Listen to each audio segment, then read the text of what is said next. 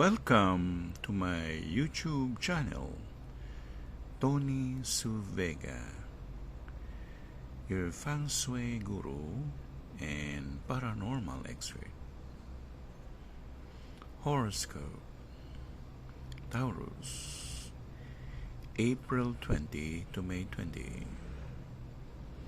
Today is April 27, 2024, Saturday.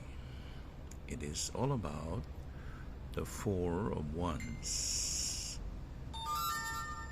the taking good care of oneself, the support of your family, the doing away with the ego and asking for help from your parents, especially from your mother or your father. Hence, at this point of time today, you have the luxury of getting help from your family.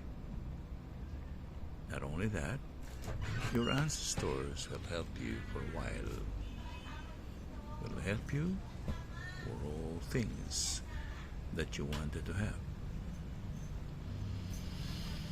Ang ating pong horoscope ngayong araw na ito ay araw ng Sabado, 27 ng Abril 2024, na may kinalaman sa 4 de Basto.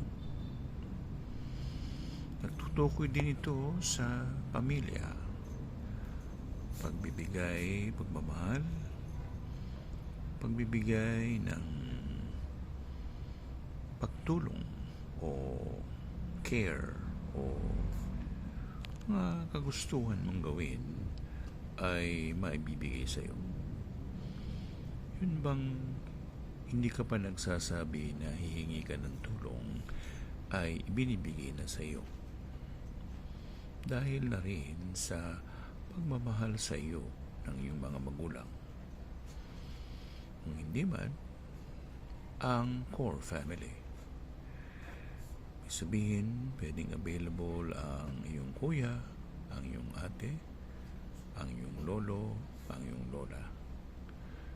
Susuportahan ka nila hanggang makuha mo ang solusyon o magkaroon ng kaliwanagan ang mga bagay-bagay para sa iyo. Maswerte ang pagkuha ng number na ito, 4 des Basto. Dahil na rin puso ang umiinog dito, binibigyan ng puwang ng puso, hindi lang ang pagmamahal, kung hindi nga ang pagtulong, pagganap, concern niya o nitong mga taong ito.